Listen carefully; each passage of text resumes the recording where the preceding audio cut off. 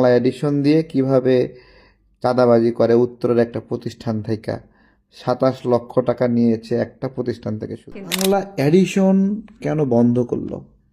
Bangla addition কেন বন্ধ করলো? প্রথমত বাংলা এডিশন বন্ধ করার কারণ বুঝতে হবে। সত্যিকার অর্থেই যদি দেশে কোনো সরকার থাকে তাদের ভিতরে এটা লাগবে। ও কাজটা করছে কি?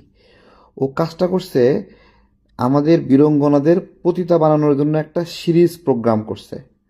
সেই সিরিজ প্রোগ্রামে স্টেপ বাই স্টেপ কুযুক্তি, মিথ্যা যুক্তি, শয়তানি যুক্তি দিয়ে এই স্টুপিড এবং বেজন্মা সে আমাদের মুক্তিযুদ্ধের বীরঙ্গনাদের পতিতা বানানোর কথা বলছে। কিচ্ছু যায় আসে না। আপনার হলো গতকালকে তো ফাঁসই হয়ে গেছে, ফাঁস হয়ে গেছে যে বাংলা এডিশন দিয়ে কিভাবে চাঁদাবাজি করে উত্তরের একটা প্রতিষ্ঠান থেকে 27 লক্ষ টাকা নিয়েছে একটা প্রতিষ্ঠান থেকে শুধুমাত্র বাংলা এডিশন দিয়ে। তো এইটা চাঁদাবাজি কার্যক্রম ধরা পড়ে যাওয়াতে একটা হয়েছে। তো